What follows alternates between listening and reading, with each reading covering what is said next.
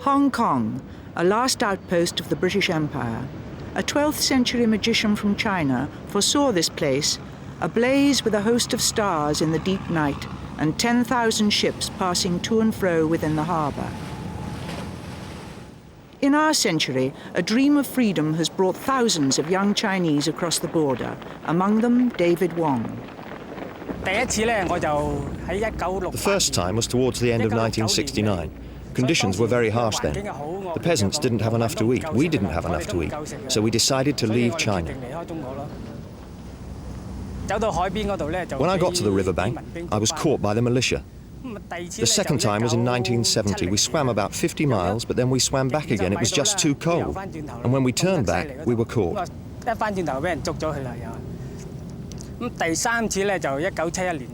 The third time was in 1971. That time, there were 8 of us. The other 7 were all caught. I was the only one who got away. I walked along mountain roads for 8 days before I got to the river. When I got there, I could see lights in the distance. I'd heard people say that Hong Kong glowed. It glowed red. I'd have to swim in the direction of the red glow. Facing me was the wide open sea, and I didn't know which way to go. Wherever I saw lights, I just swam towards them. I swam for 5 hours.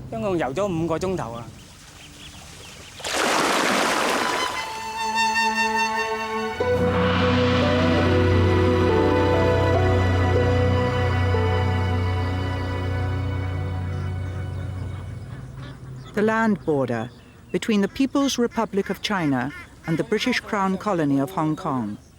Police at this spot still catch an average of 6 illegal immigrants every night.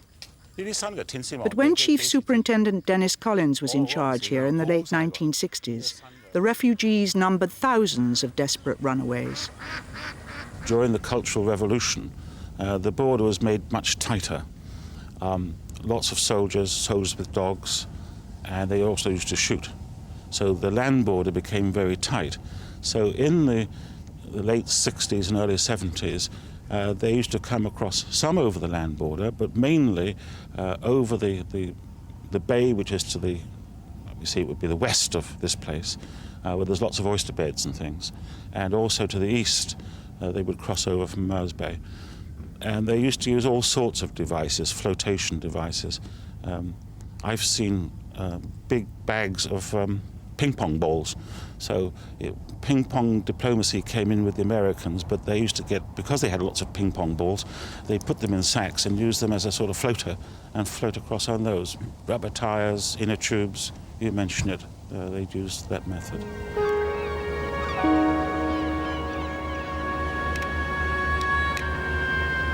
Confucius said, if you keep order among the people by chastisements, they will flee from you and lose all self-respect.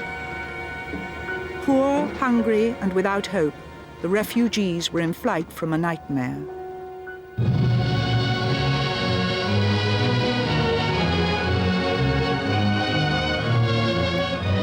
The East is red, a hymn to the great teacher, great leader, great supreme commander, great helmsman. Chairman Mao.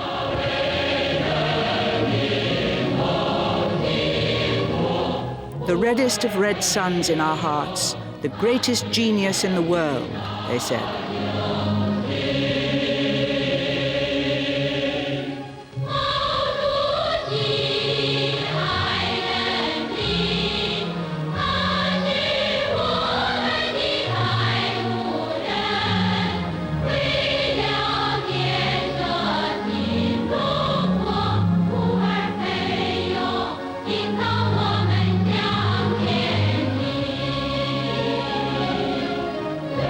The theory and practice of Comrade Mao Zedong may be likened to the ceaseless movement in the skies of the sun and moon and the endless flow of the rivers and streams on Earth.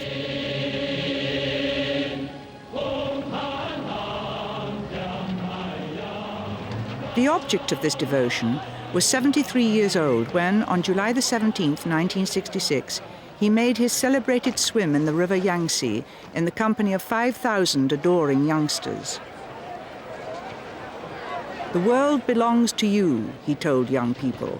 China's future belongs to you. In the southern city of Guangzhou, next door to Hong Kong, as in all China, young people heard his call. Today, Guangzhou is the mature center of the wealthiest province in the country, with an economy approaching the size of Singapore's.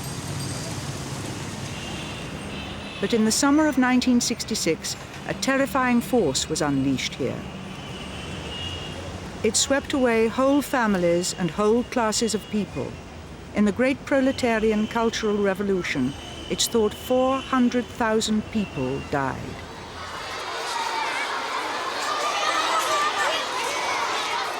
In that summer, the People's Republic of China was less than 20 years old. Mao thought his people's revolutionary enthusiasm had begun to dim. He appealed to the spirit and energy of a new generation. The present cultural revolution is a heaven and earth shaking event, Mao said. We must overthrow the king of hell and liberate the little devils.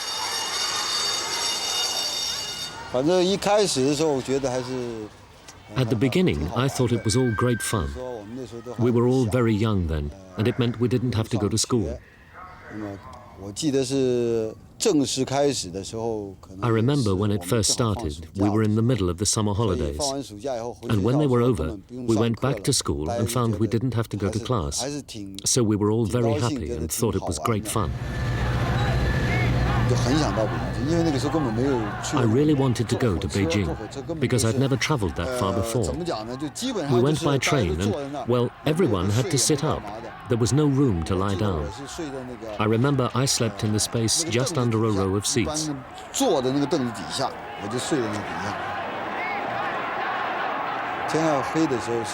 It was already quite dark, about 6 or 7, when we got to Tiananmen Square. At the time, I was standing very far away, and I just managed to catch a glimpse of him, just a glimpse. Because it was dark, there were journalists using their flashes to take photographs. And in the light, you could just about see Chairman Mao standing on the rostrum.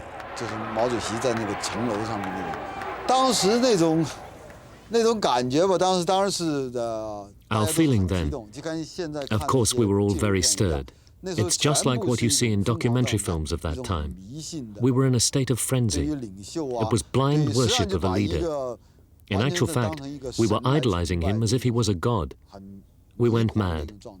That was the first time I saw him.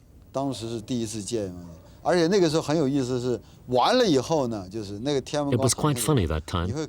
When it was all over, the whole ground was covered with shoes, because everyone had been squashing up to squeeze in, and all their shoes had come off. So after the whole meeting was over, everyone came back to look for their shoes. Jiang Qing was 15 years old.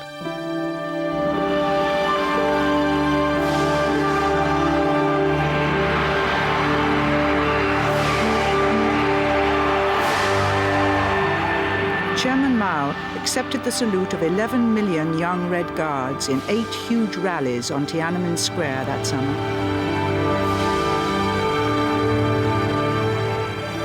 He told them, once class struggle is grasped, miracles are possible. He told them, to rebel is justified. Every one brandished a little red book of Mao's thoughts, collected by his closest colleague, Lin Biao.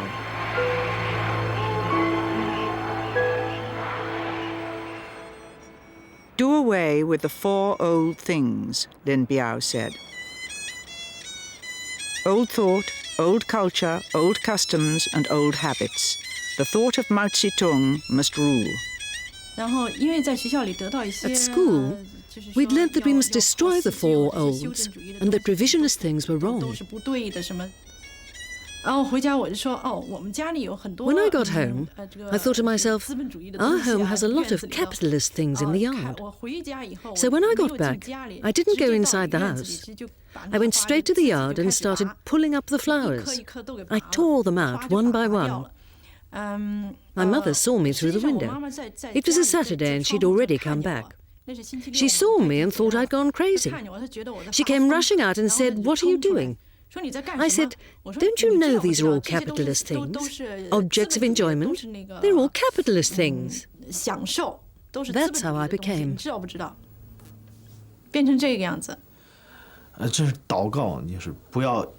You just prayed that when you turned the corner, you wouldn't see any red guards at your door. If you did, you were really completely done for. There wasn't a glimmer of hope left for you. It just happened to me once. There were red guards from my father's university. They took all our books and records away in 2 lorries. My father had already been shaved bald, and he wore a placard round his neck saying "Historical Counter-Revolutionary." It was very humiliating, because everyone in the street could see.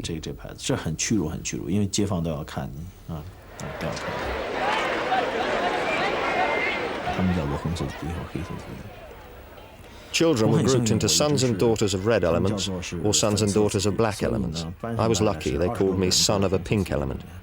So in our class, 20 children belonged to the red elements group, 7 or 8 were beaten, and I belonged to the group who was in preparation for beating, and that was really frightening.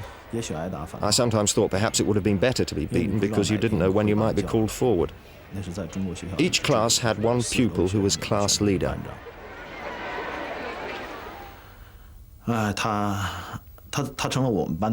Ours became the counter-revolutionary of our class.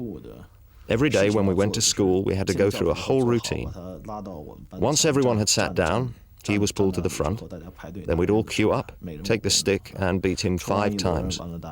After he'd been whipped, everyone would start to curse him and so on. Then the second round of beating would start. I remember once, I saw him leaving school. He was walking down the street, stumbling along. The backside of his trousers were matted with his blood and flesh. Before a brand new social system can be built on the site of the old, the site must be swept clean, said the Little Red Book. All erroneous ideas, all poisonous weeds, all ghosts and monsters must be subjected to criticism. The violence reached the very heart of the state as Mao targeted the bosom of his own party. Top leaders were purged, accused of taking the capitalist road. Liu Shaoqi, president of New China, Mao's comrade for 30 years, was abused and beaten by Red Guards. Criticism should be like light breezes and sweet showers, Liu said. They called him China's Khrushchev, but he died, naked and paralyzed, of pneumonia on the concrete floor of his prison. Wall posters denounced the 8 bad categories: renegades, spies, people following the capitalist road, landlords, rich peasants, counter-revolutionaries, bad elements, and rightists. When I got back home, I said, "Someone has seen a wall poster about you on Tiananmen Square. Do you know about it?" My father said he did. I told him I wanted to find out exactly what it was all about. I said, "Get ready in an hour. I'm going to hold a meeting with you." I said, "Tell me immediately what you have done, good things and bad things. Have you done anything to let the masses down?" After an hour, they came to the meeting. They sat there upright, a bit like school children facing their teacher. It was the first time that I'd done that sort of thing. I just wanted to get clear. I always felt my parents were good people, so why was everyone against them?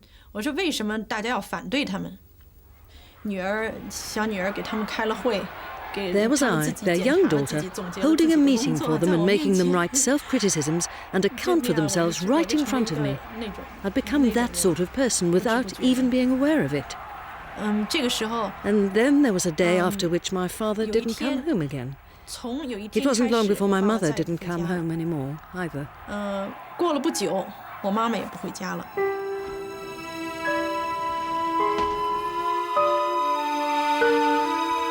We have the invincible moral atom bomb of Mao Zedong thought, said Lin Biao.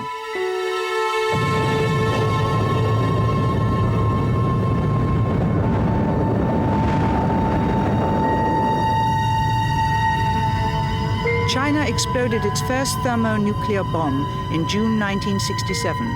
The Peking Review said it showed that for Chinese people armed with the brilliant thought of Mao Zedong, there is no height that cannot be scaled, no fortress that cannot be stormed, and no force that can hold back their victorious advance.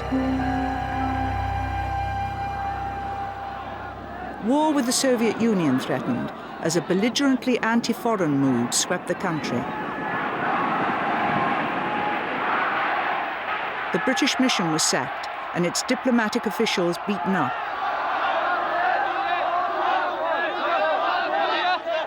The British Prime Minister, Harold Wilson, was hanged in effigy to demand the return of Hong Kong to Chinese rule. You have no right to stop us. The trouble spread to London. Purges among officials of the Chinese Foreign Ministry put extreme leftists into embassies all over the world.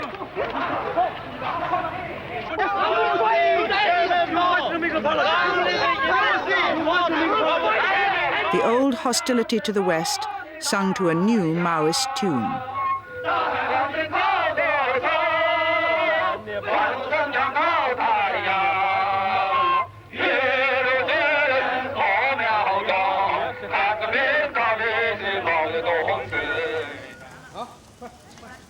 South China was traditionally the region most open to Western influence. Near Guangzhou lies the village of Zhongshan, birthplace and shrine of the father of the Chinese Revolution, the Western-educated doctor Sun Yat-sen. Sun had died in 1925, and his memory was sacred to Chinese emigrants all over the world.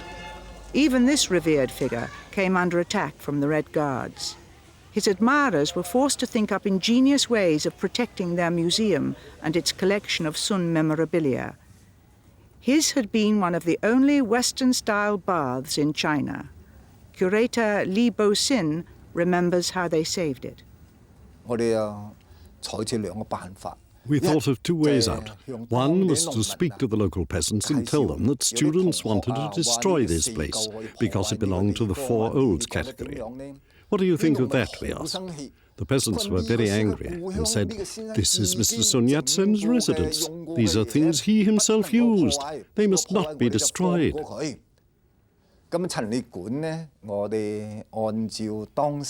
As for the museum, just outside it we put up a copy of an essay written by Chairman Mao on the 12th of November 1956, entitled "In Memory of Sun Yat-sen."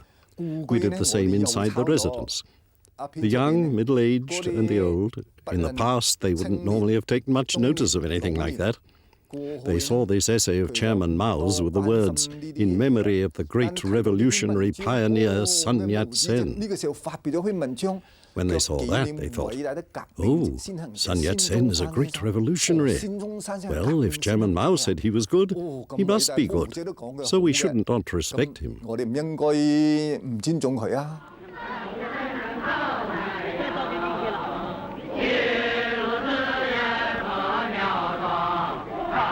Disorder and chaos are always a good thing, said Mao.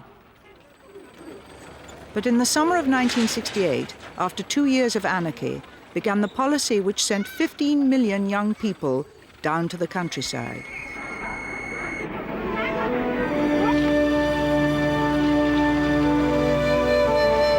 The newspaper Red Flag urged peasants to welcome the students. People should not seize opportunities to laugh at them or mock them or to take an uncouth attitude to them. Mao spoke of the University of the Greenwoods. The students never completed their education. In China now, they call these young people the lost generation. With social order restored and his political rivals dead or in disgrace, Mao's cultural revolution had left him firmly in command. So many deeds cry out to be done, and always urgently, says one of his poems. On this commune, the peasants presented the workers with a box of vegetables. In return, they received a copy of the collected works of Mao Zedong. For 10 more years, the slogan was "Politics in Command." Individual pig raising was dubbed one of the tales of capitalism. The pigs were communalized. they went hungry, got sick, and died.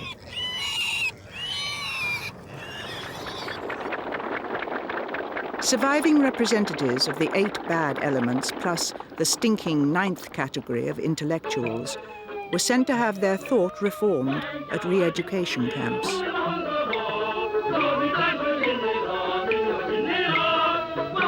In China, unity and uniformity ruled.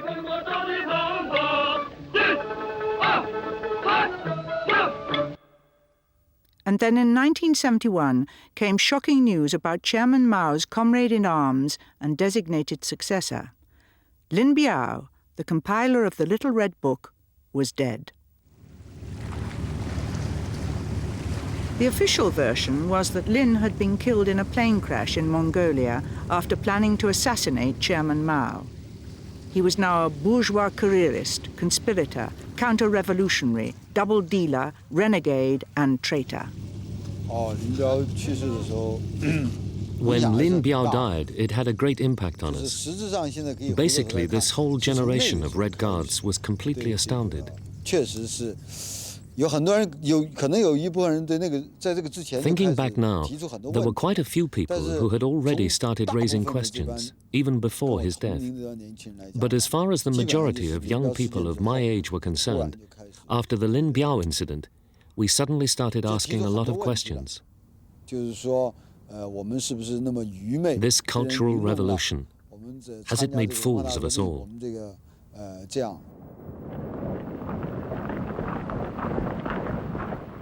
Communists must always go into the whys and wherefores of anything, use their own heads, said the Little Red Book. On no account should they follow blindly and encourage slavishness.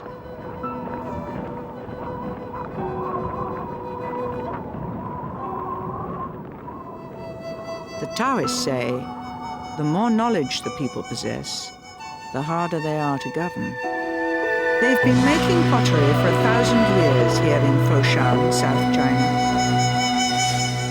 Their ceramic figures from classical Chinese stories are now exported all over the world. But in the 1970s, this kind of work fell foul of the commissars of political correctness, as factory director Jiang Qing remembers.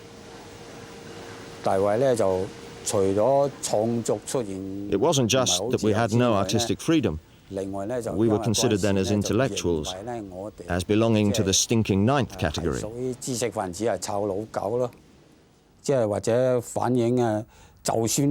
If we wanted to make classical objects, we had to be very careful what we chose. When we selected our subjects, we had to follow instructions carefully. So we made very few of them. We mainly concentrated on making workers, peasants, and soldiers. And Jiang Qing's model operas in particular, they took over the whole factory. Apart from the work of peasant soldier statues, we also made characters from Jiang Qing's 8 model operas. Not just a few odd figures, but the entire cast.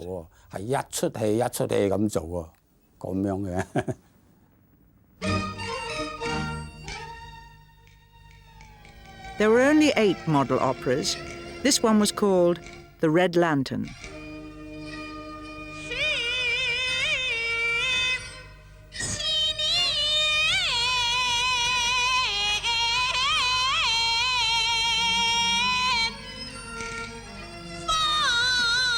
Revolutionary heroics in the ancient style of the Peking opera. They were described as shining pearls in proletarian literature and art. The part of Granny Li was sung by a great star, Gao Yuqian. Her political overlord, the wife of Chairman Mao, Jiang Qing. I thought she was a very temperamental person, very frightening, capable of flying into a rage at any moment. Jiang Qing wanted to have set scores for these 8 model operas. What she wanted was that anyone who wanted to perform these operas in the future would have to follow her instructions. If you didn't, well, in those days, if you disagreed with her, you were disagreeing with the government. You were a counter-revolutionary.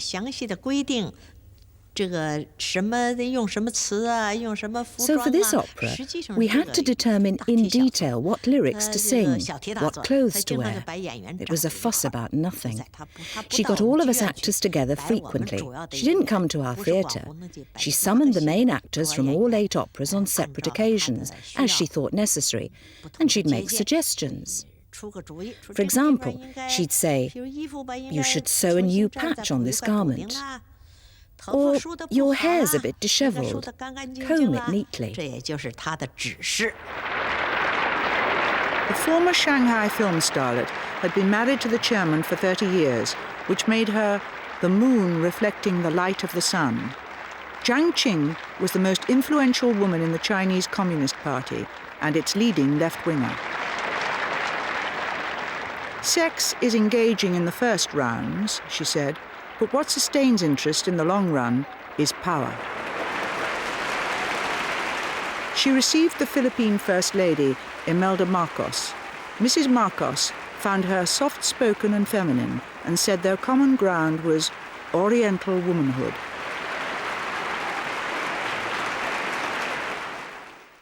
And in 1972, Jiang Qing was hostess for the historic visit of the American president, Richard Nixon. Nixon's visit was the high spot of the era of ping-pong diplomacy. China's invitation to the American table tennis team opened the door after years of international isolation. The Chinese were beginning to feel their way towards a more peaceful relationship with their great enemy, the paper tiger of Western imperialism. In October 1971, Communist China had taken the seat at the United Nations previously occupied by Taiwan.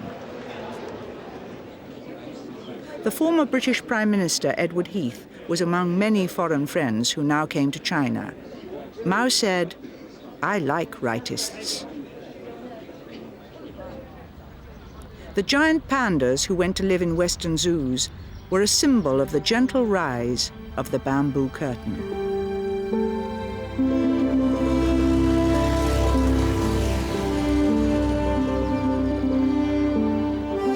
The propaganda machine was still churning out boastful claims about the success of Maoist methods in the economy, but the truth was sobering. The population was rising much faster than the ability of the peasants to feed it. Model farms were telling lies about their yields. Years of chaos in the education system meant nobody was being properly trained. The slogan, "Politics in Command," left the Chinese economy in a mess.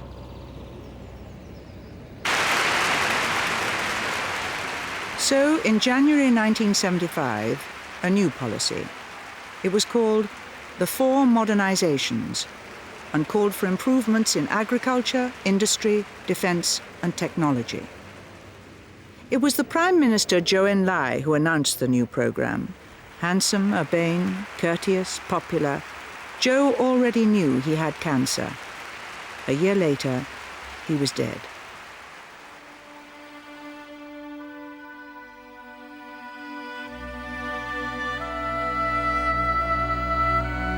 Mao didn't go to the funeral, though he had written a poem about their friendship. Our mission unfinished may take 1,000 years. The struggle tires us, and our hair is grey. You and I, old friend, can we just watch our efforts being wasted away? Zhou's widow led the official mourners. They had been married almost half a century. Mao said he envied their happiness.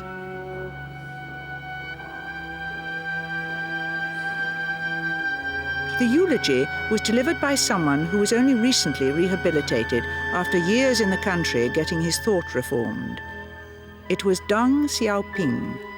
He said the Chinese people should turn their grief into strength, and got sacked again because of what happened next.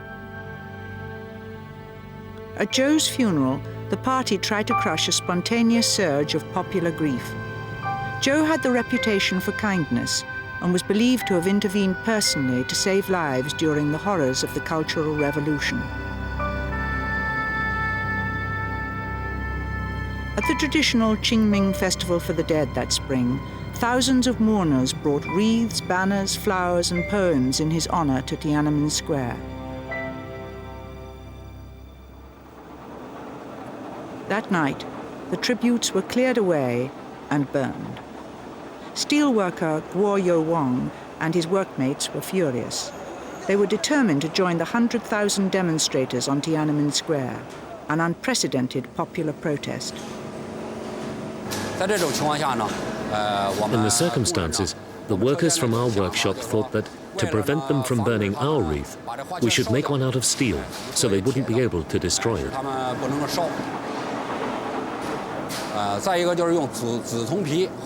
We used sheets of copper and brass to make the flowers with. And then there was angle iron.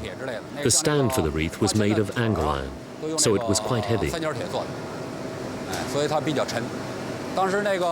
We stuck pine twigs all over the wreath. We used 5 cartfuls of them. So altogether, the wreath weighed over a ton.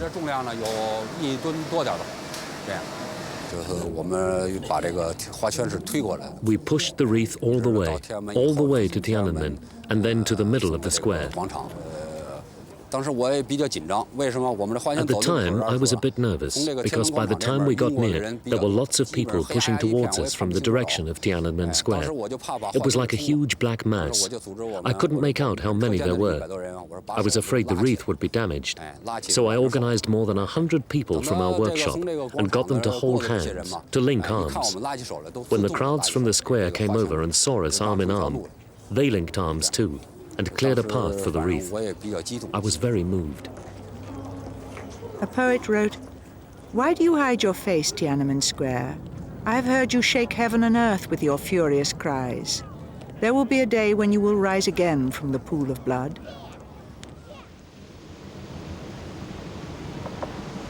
Hundreds were arrested as counter-revolutionaries, but an era was ending. That summer of 1976 was the last time the news cameras caught sight of Chairman Mao. His meeting with President Bhutto of Pakistan was the old leader's last public appearance. His frailty was obvious. Parkinson's disease left him barely able to speak. Even his interpreters could no longer understand him.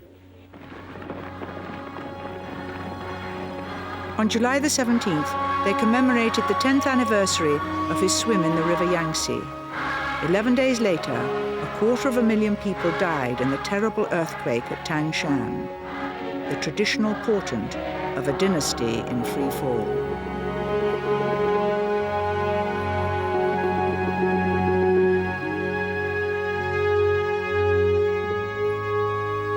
He died just after midnight on September the 9th, 1976. He was 82.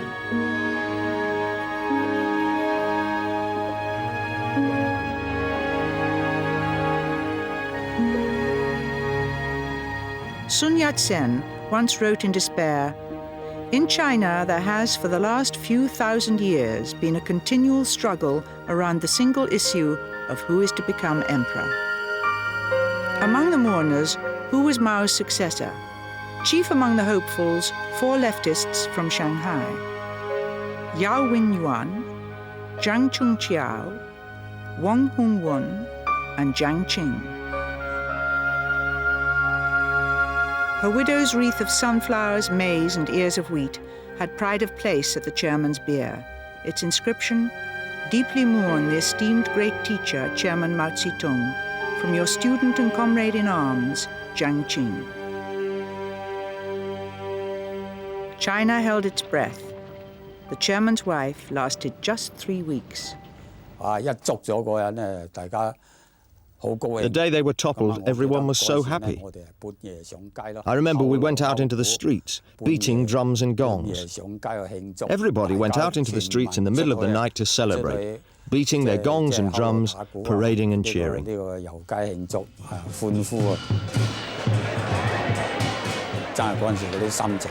We were all ecstatic, overjoyed. It was as though this was our second liberation. The gang of 4 arrested, the 3 empties appeared: empty liquor shops, empty firework boxes, and empty hospital beds, in celebration of Chairman Hua Guofeng. and at a football match in the summer of 1977, another resurrection for the ever-durable Deng Xiaoping. Still fresh at the age of 73, after a year's exile as an odd-job man in Inner Mongolia. His view, we need less empty talk and more hard facts. Late in 1978, a democracy wall appeared in the capital. Let the people say what they wish, said the People's Daily. The heavens will not fall. Deng's government was not quite ready for posters arguing that China was a feudal fascist dictatorship. Democracy Wall was a sweet but short-lived freedom.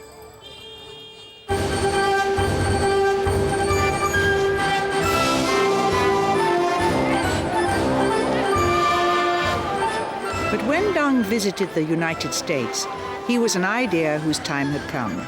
His informality and sense of humor captivated the worldwide television audience who saw him in his Stetson at the Texas rodeo.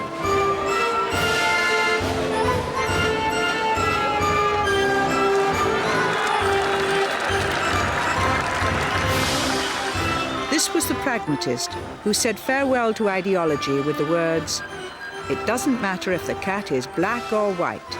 As long as it catches mice, it's a good cat." His first target was Chinese farming.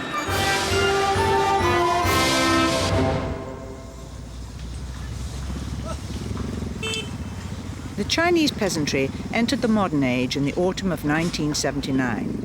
The rusticated youths were being allowed back to the cities. The Cultural Revolution was being condemned as a disastrous error. And a fundamental economic reform dismantled the huge collectivized communes. China has half as much cultivated land as America, but 4 times as many mouths to feed. Deng was desperate to raise yields. The Chinese press reported, "Facts have proved that it amounts to sheer illusion to suppose that socialism can be built by deliberately preventing people from getting rich." And so Jiang Qing became master of his own fruit farm. A meeting was called at which the government's instructions were announced.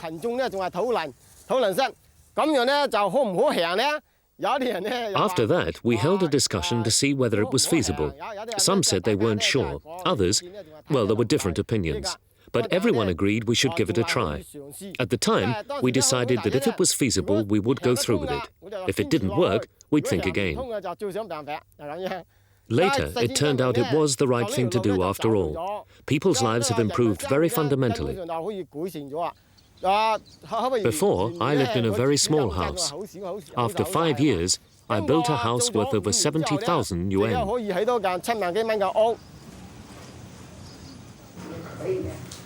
To be rich is glorious, the party now proclaimed. A big house, a refrigerator, a television. Mr. Jiang and his family live in luxury unimaginable 10 years ago. It would have horrified Jiang Qing. In 1981, the nation was riveted by television coverage of the dying chapter of the Cultural Revolution. The Gang of Four stood accused of their crimes in a great show trial. Jiang Qing put up the spirited defense that everything she had done had been at Chairman Mao's orders. Jiang Chunchao refused to answer questions before a panel of judges which included many of his victims. The literary critic Yao Wenyuan did confess to the accusations, for instance, that the gang had persecuted to death 34,800 people, and so did the former young heartthrob Wong Hung-won. The court heard devastating testimony from the victims of the Cultural Revolution. Fei Xiaotung was one of the judges as the nation mourned the lost years. We felt that during those 10 years of the Cultural Revolution, the people of the whole nation, the Chinese people, had suffered a great loss. Many died.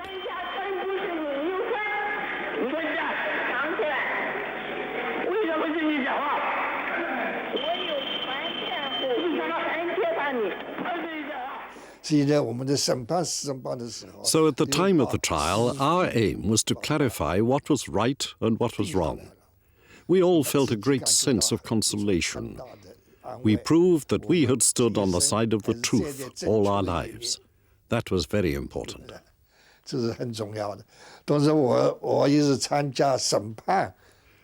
I was present throughout the trial of Jiang Qing and the followers of the Gang of Four. There were over a dozen of us. I was one of the judges. We investigated everything they said and did. From this, we could see that they had indeed committed crimes.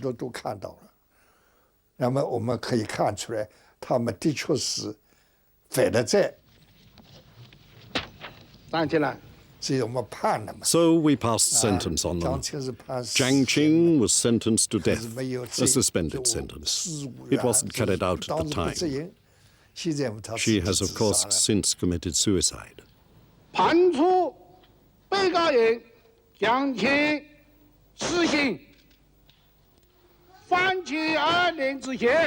Long live the revolution, she shouted as she was led away.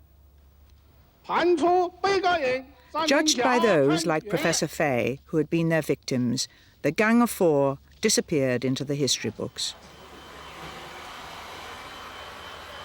China began to look very different. The party declared that large-scale, turbulent class struggle of a mass character had, in the main, come to an end. In Guangzhou, Avon lady, Liang Yongjun, put away the blue cotton suits of her revolutionary youth. When I was younger, I really wanted to be different and express my individuality. Clothes, for example. We all wore very simple clothes, but I used to embroider patterns on mine.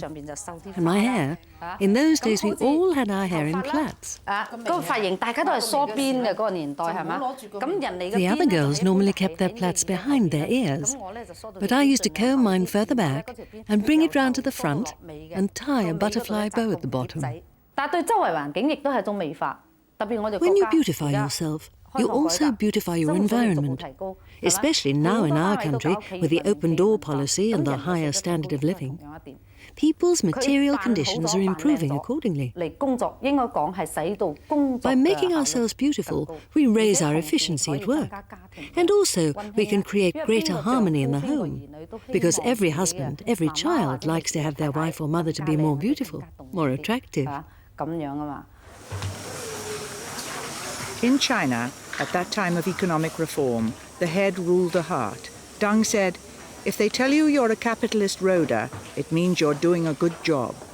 And so in 1981, this toy factory became the first in China to try a daring experiment. The man on the left is Chinese factory manager Danny Chen.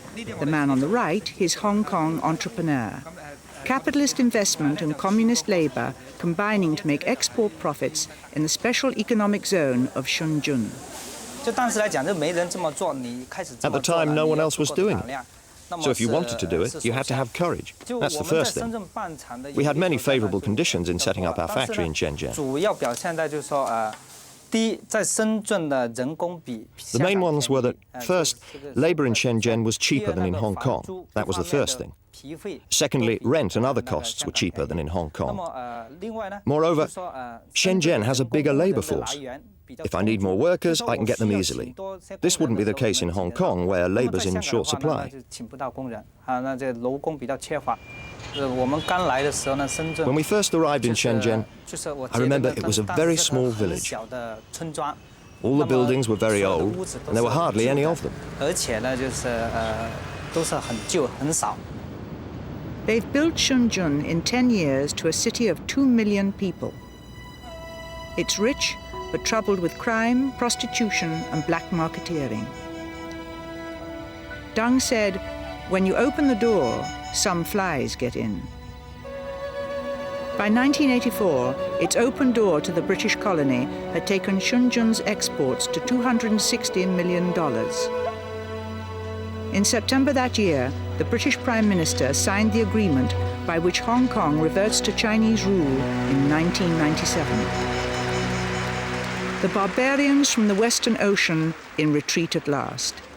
As a Mandarin told his emperor in 1843, with this type of people from outside the bounds of civilization, one has to be diplomatic in the essential business of subduing and conciliating them.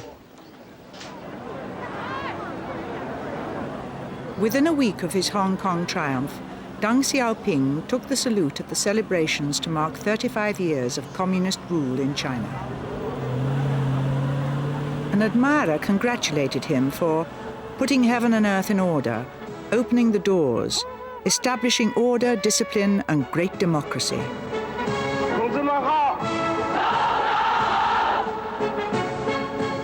But Deng was no democrat in any Western sense. China would be certain to fall to pieces and be incapable of achieving anything without the leadership of the Communist Party, he said.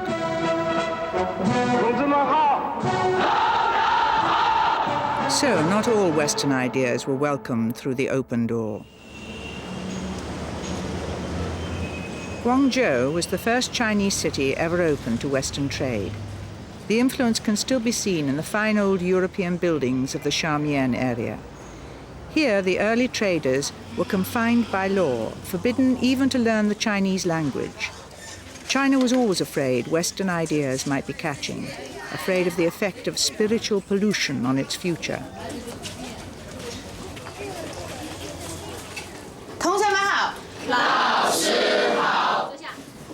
This is the Guangzhou No. 2 Vocational School of Tourism. Liang Guirong's class will grow up to work with foreigners. To protect them, she teaches the life of a communist hero, the simple soldier Lei Fang.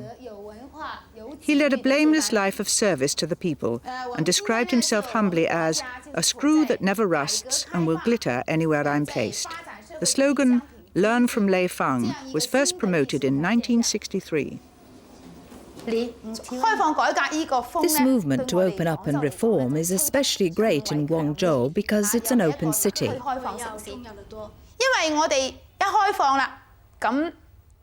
Once we open up, we start importing new technology and new equipment from abroad. At the same time, we let in all sorts of bad influences. All sorts of ideas and ways of thinking start flooding in from all sides. So we must try to distinguish which elements are good and worthy of learning and which are bad, to be resisted and rejected. Now that we're opening up, we must discriminate between these things and decide what's right and what's wrong. In Guangzhou, therefore, more than anywhere else in the country, I think it's important to learn from Lei Fang. It's not at all certain that Lei Fang ever really existed. Probably he was dreamt up by army propagandists. But it's no accident that he was brought back into fashion as the student democracy movement began in 1986.